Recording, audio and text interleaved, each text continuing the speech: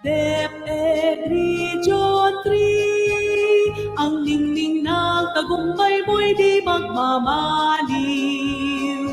DepEd Region 3, ang laurel ng kagalingan ay sunong mo. DepEd Region 3, ika'y maog at sandigan ng karunungan, ika'y patnubay sa amin tatanglaw sa pag-ani ng tagumpay. Parangalan natin, ipagpunyi natin ang DepEd Region 3. DepEd Region 3, ang ningning ng tagumpay mo'y di magmamaliw. DepEd Region 3, ang laurel ng kagalingan ay sunong mo. DepEd Region 3, ika'y maog at sandigan ng karunungan, ika'y patnubay sa amin tatanglaw sa pag-ani ng tagumpay. Parangalan natin, ipagpunyi natin ang DepEd Region 3. Parangalan natin, ipagpunyi natin ang DepEd Region 3.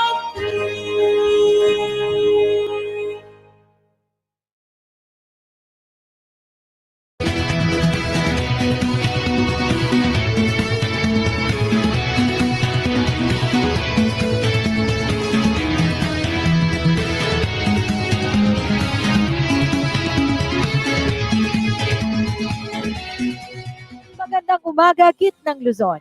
Ito ang Handa Kami sa DepEd Region 3 News Edition. Ako po ang inyong lingkod, Michelle Lacson. Narito ang mga nakalap naming mga balita ngayong September 18, 2020. Para sa mga pangrehiyong balita, umabot na sa 90.05% o 2,679,056 ang kabuang bilang ng mga mag-aaral na nakapagpatala na para sa school year 2020-2021. Nasa public schools ang 2,320,366, samantalang nasa mga pampribadong paaralan naman ang 328,894. Nagpatala sa Alternative Learning System o ALS ang 23,786, samantalang nasa state and local universities and colleges ang 6,010. Patuloy pa rin ang pagtanggap ng mga mag-aaral na hindi pa nakapagpatala para sa school year 2020-2021. Makipag-ugnayan lamang sa paaralan na gusto ninyong pasukan. Para sa ibang mga balita, 23 modules na naglalayong makatulong sa pagtugon sa mga gender-related school violence, ilulunsad ng Gender Equality Movement in Schools of Central Luzon o GEMS-CL. Ang mga naturang modules ay tumatalakay sa teenage pregnancy, bullying, school-based violence, human trafficking at iba pa. DepEd Central Luzon nakilahok sa Brigada Eskwela Partnership Webinar Series Luzon Cluster na ginanap kahapon September 17. Ating panoorin ang mensahe ni RD Nicolas Kapulong sa nasabing aktibidad. With or without COVID-19, the Department of Education needs the support and commitment of our stakeholders to provide quality and accessible education to our learners. As always, the spirit of bayanihan is one of the most important aspects that we uphold to ensure that no learner will be left behind. Truly, it takes a village to raise a child. As we adapt to the new normal education brought about by the threat of COVID-19, we cannot emphasize more our need for additional support and intervention from our local government units and other stakeholders. We would like to extend our profound gratitude to our partners in education, like our local government officials, media partners, and other benevolent group and individuals who tirelessly support the Department of Education. Education will continue despite of the pandemic as we also ensure the health and safety of our learners and personnel. Together, we will learn and we will heal as one.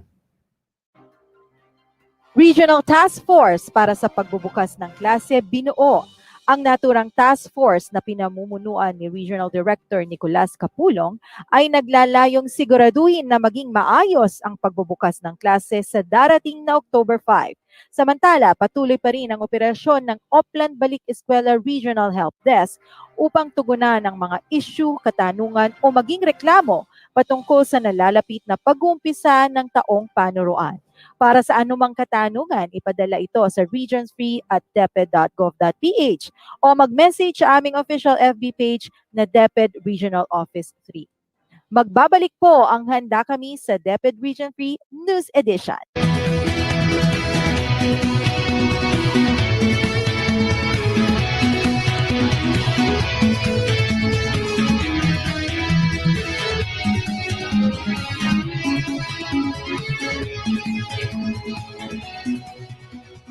Luna, Present! Herrera, Present! Valera, Present! Handa ba tayo sa school year 2020? Present! Ngayong taon, ang edukasyon tuloy pa rin. Sa tulong ng DepEd, mga guro at mga magulang, ang handang isip, handa bukas. Tuloy-tuloy ang pag-aaral. May mga lessons para sa iba't ibang antas. Sa government TV, maging sa radyo, mahalagang ligtas ang ating mga estudyante at guro. Kaya kahit nasa bahay, tuloy ang edukasyon. Kung tulong-tulong, may paraan, may aralan. Handang isip, handa bukas.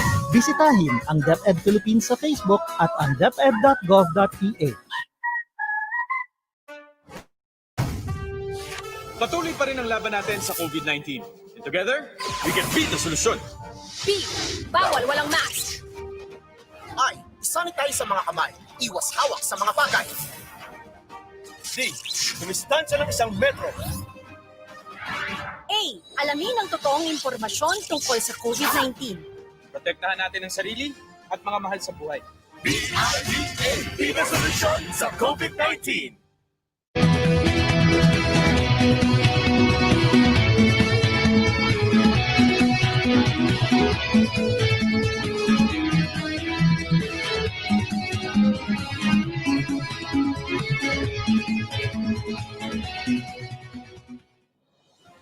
Narito naman po ang mga nakalap na balita ng ating mga Division Information Officers mula sa SDO Aurora, SDO Tarlac Province at SDO Tarlac City. Atin pong panoorin.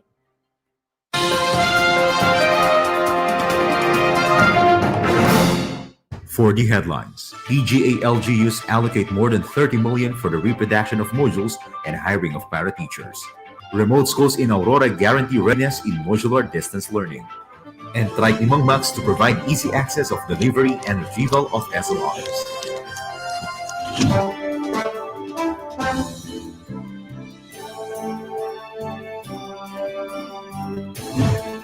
Hello Philippines, it's Friday, September 18th here in Aurora. I'm Ricky Aguilar, giving you updates beyond the headlines at the hour. Classes in all public schools will resume nationwide on October 5. SDO Aurora assures that the preparations for the new school year are in full swing and guarantees preparedness in all levels with the support of the local government units. The provincial government of Aurora extends its support by allocating funds for the procurement of learning resources and hiring of para-teachers. Let's know more of the story with Paul Facello. Paul? The provincial government of Aurora, along with its municipal local government units, allots more than 30 million budget from the Special Education Fund to cater the pressing needs of the schools division in learning delivery.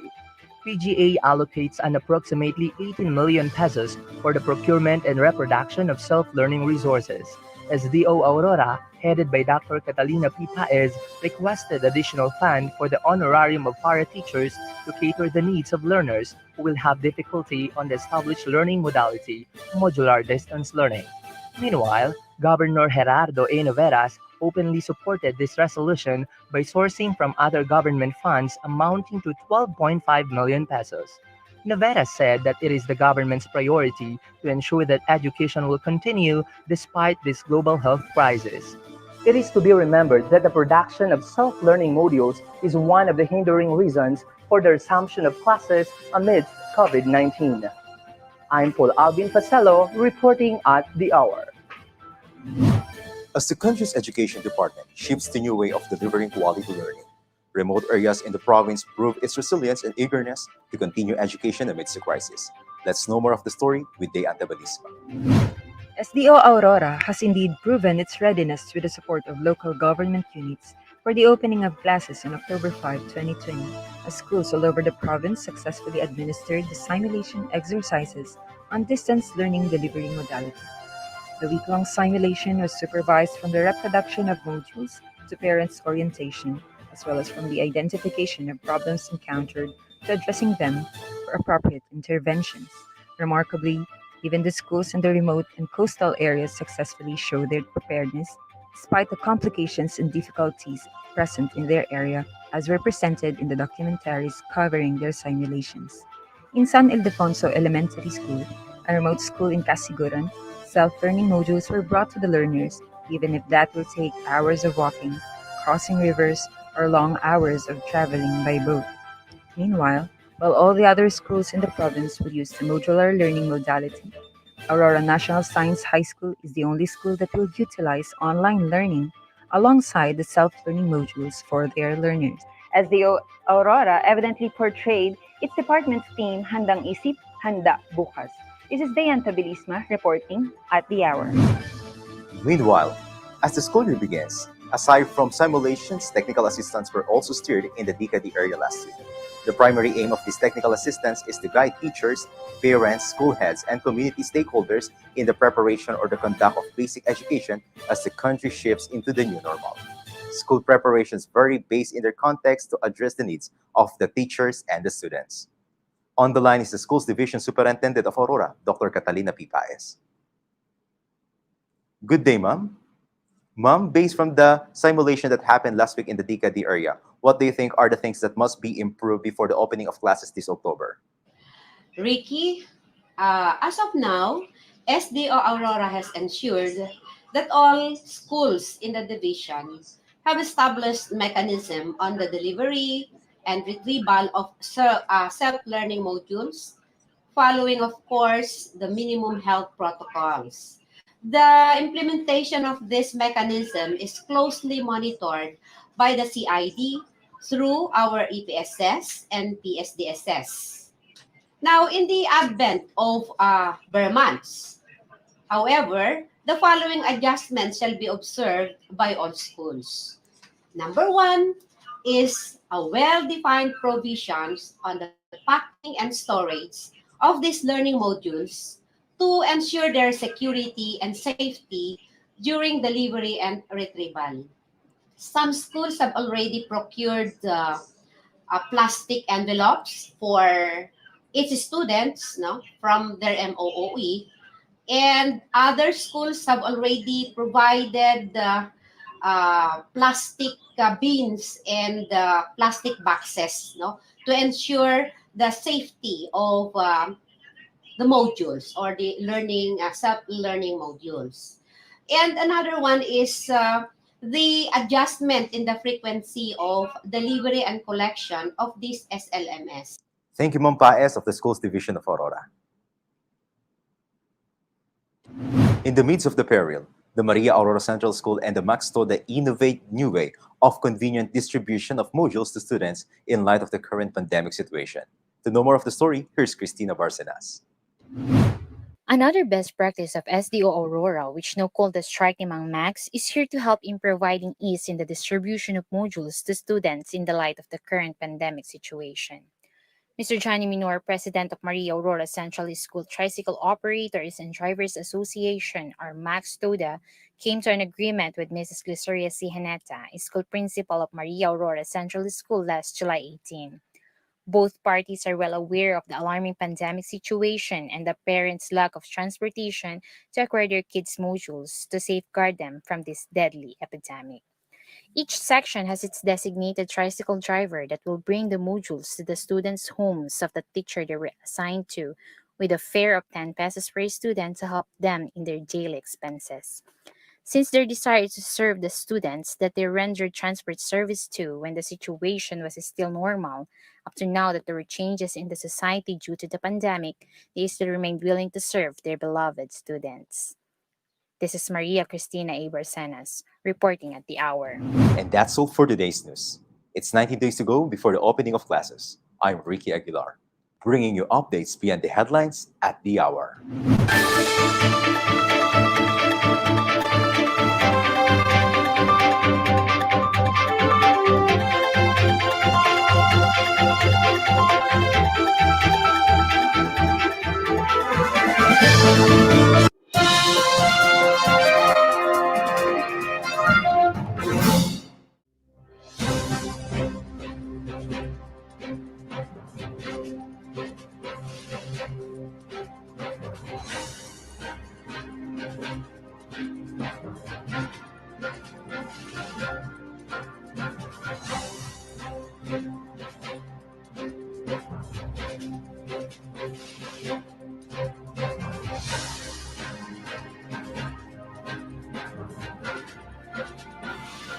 Good day, Philippines! Good day, Tarlac! I am Eliza Zay Gomez for Handang Isip, Handang Bukas, DepEd Schools Division of Tarlac Province Update. DepEd Tarlac Province initiates Project Simple for quality remote teaching and home-based learning amidst COVID-19 pandemic. Supporting Young Minds Program for Learning the Essentials, or SIMPLE, aims to reach 100% of the Tarlaceño learners for the school year 2020 to 2021. It is an educational research project which aims for all Tarlaceño learners to gain access on the most essential learning competencies through the provision of compendium of notes in various learning areas in the K-12 program using a platform that would make possible online, blended, and modular approach in the learning delivery at a time when face-to-face instruction is not allowed or limited due to the COVID-19 pandemic. As a process, Project Simple is composed of three parts: content development to produce compendium of notes, outsourcing of the development of Simple app and portal, and the printing of compendium of notes for 20% of learners of DepEd Tarlac for the first quarter of school year 2020-2021. Based on the data presented by DepEd Regional Office, among the learners in DepEd Tarlac, 6.2 have desktop computers, 19.7 have laptop computers, 18% have tablet devices, and 79.9 have smartphone devices. Given that data reveals that close to 80% of school children in Tarlac Province have available gadgets for home-based or distance learning, this project has been conceived to support the learning continuity of learners.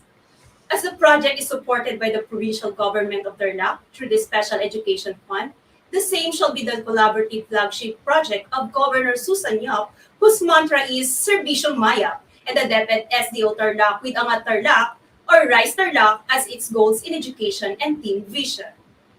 Budget has been allocated for the outsourcing of the Simple app and portal, and the printing of the compendium of notes for 32,327 learners, 20% of the enrollees at SDO Tarlac Province as of July 1, 2020 from the Special Education Fund of the Provincial Local School Board.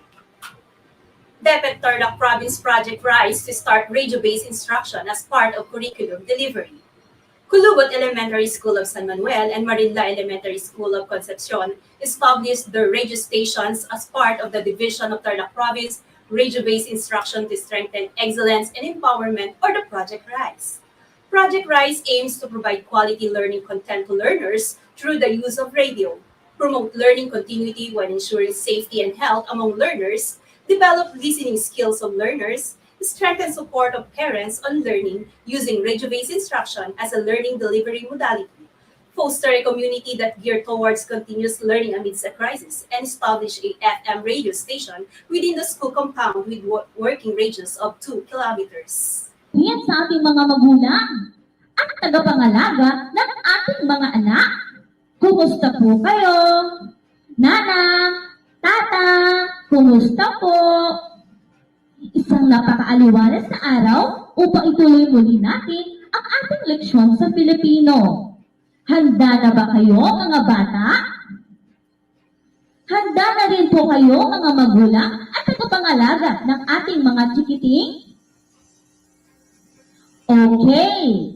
Kaya, umupo na tayo ng maayos at hinihiling kong buksan ang inyong module sa pahina 3. Hayan. Alam ko kung handa ko. Magaling. Ngayon, alam kong katabi ninyo ang inyong bag. Kumuha kayo ng isang bagay sa loob ng inyong bag. 3 municipalities of the Schools Division of Tarlac Province, namely San Manuel, Concepcion, and Moncada, had already initiated the preparations for the radio-based instructions. Elementary teacher receives record-breaking bond paper donations for module printing. Ms. Diana Vizavacul, a teacher of Verona North Central Elementary School of Tarlac Province, received 200 reams of bond paper as a donation for the module printing this coming school year, a record-breaking number of bond paper donations for a single DepEd employee. Humingi po ako ng tulong sa aking mga dating estudyante mula private school para sa ating modular distance learning para sa mga printing ng modules. At ako po ay tuwang-tuwa sapagkat ilan lang po yung minessage ko at ang mga tumugon po ay napakarami. At yung iba po ay hindi ko naman minessage, sila po ay nag-volunteer. So dati, 20, 30, and ngayon po ay naging 200 reams po ang binigay po nila sa akin. So tuwang-tuwa po ako kahit na hindi po sila galing sa public school at sila po ay nag-aral sa private school, handa po silang tumulong para sa ating mga estudyante. So ang realization ko po ngayon ay kapag tayong mga teacher ay nakapag-iwan ng aral at kabutihan sa ating mga bata, sila po ay magbabalik nito. Kaya ito po ay napakasayang experience para sa akin. These bond papers were from her past students, friends, and even anonymous individuals who saw her posts of encouragement and inspiration on her social media account for her fellow DepEd employees despite of this pandemic that we are experiencing. And here are the news updates from the DepEd Schools Division of Tarlac Province. Again, I am Eliza Z. Gomez. Handang isip, handang bukas!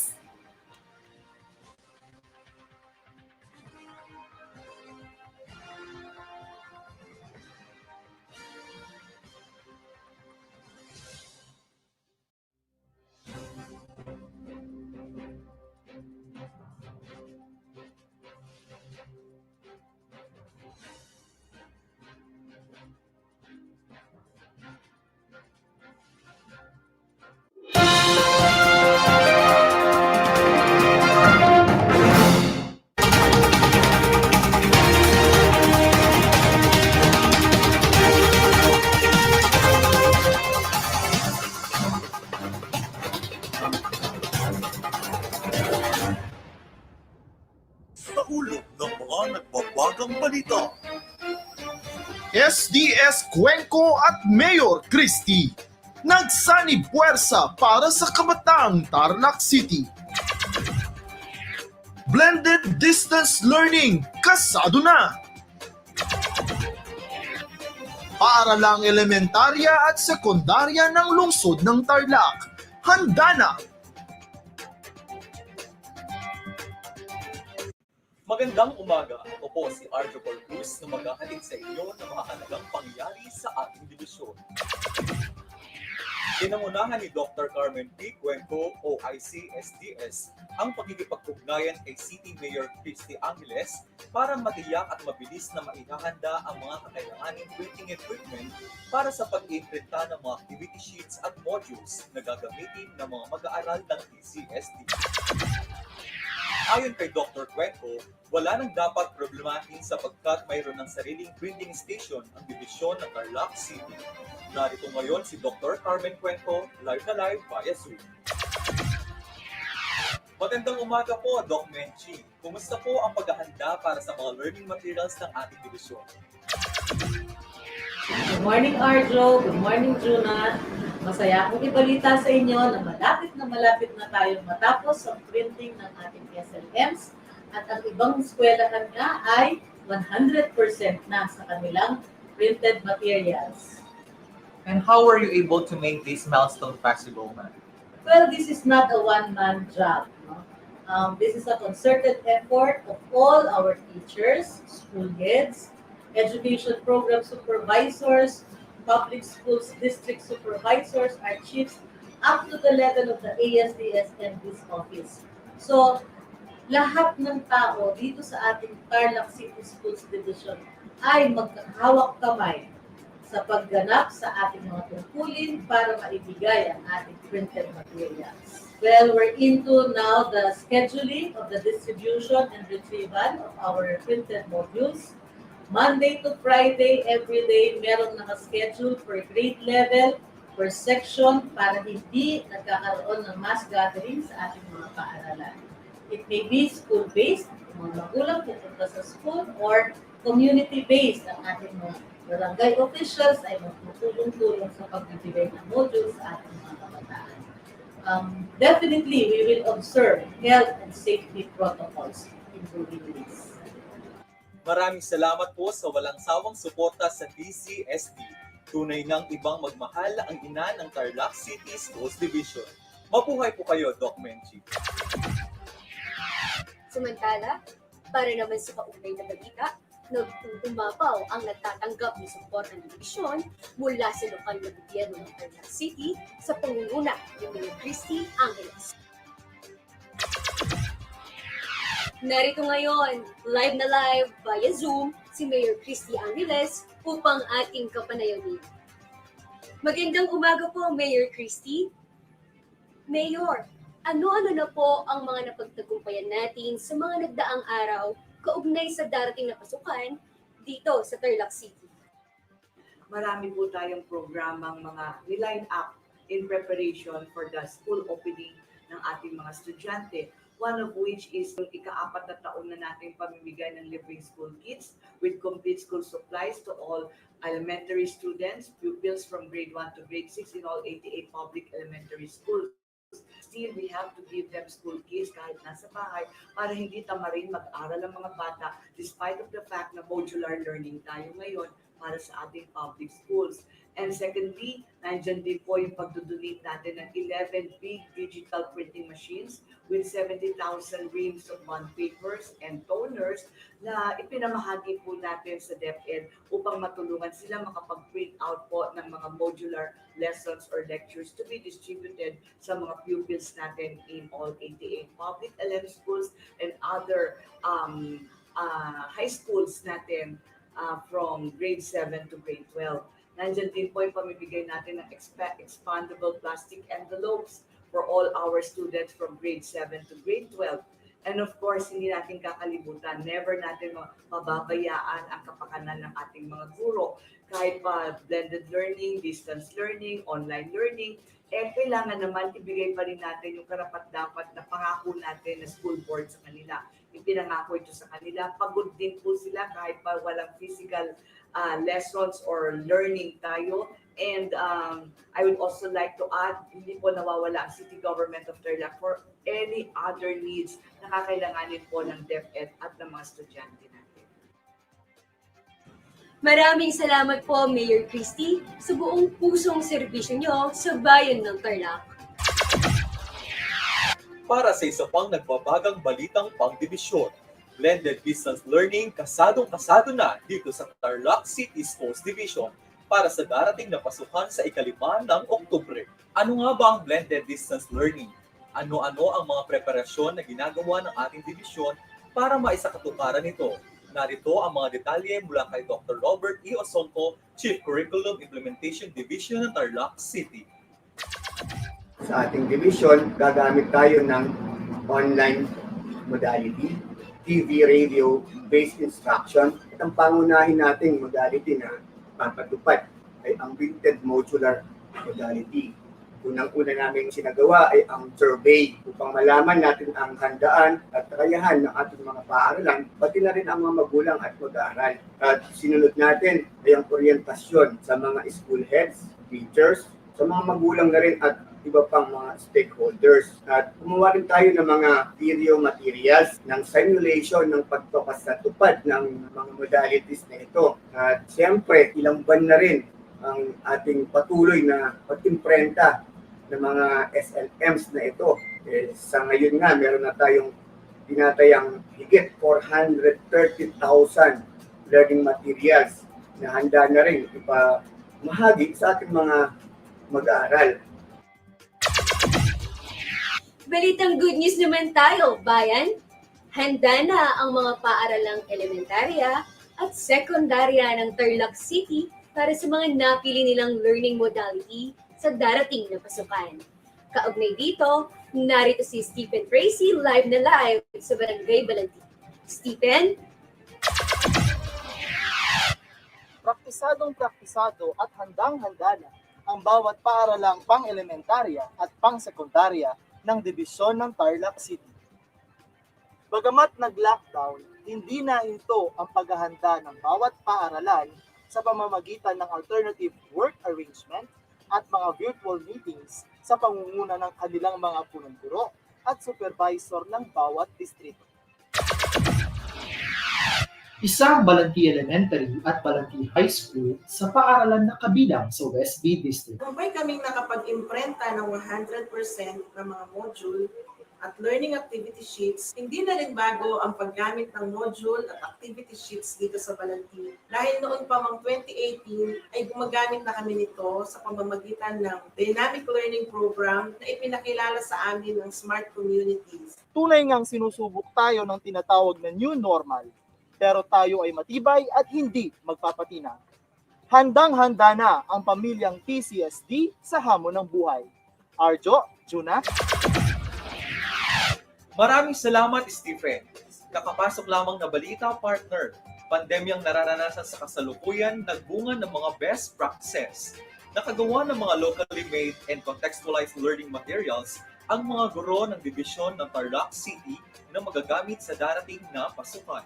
Ito ay nagsilbing daan para madiskubre o malinang ng mga guro ang kanilang talento sa pagsusulat, pagbubuhit at pagpro-broadcast.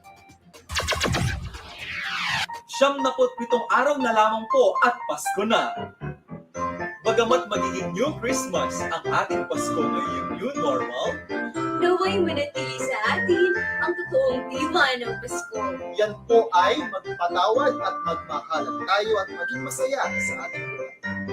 At yan po ang mga nangunguna at maiinit na balitang aming tinutukan sa ating dibisyon. Muli, ako po si Arjo Corpus.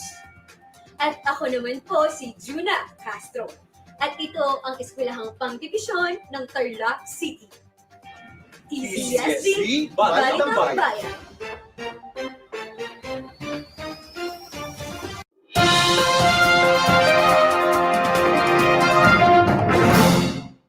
At yan po ang mga balitang pang-edukasyon dito sa Gitnang Luzon ngayong Biyernes.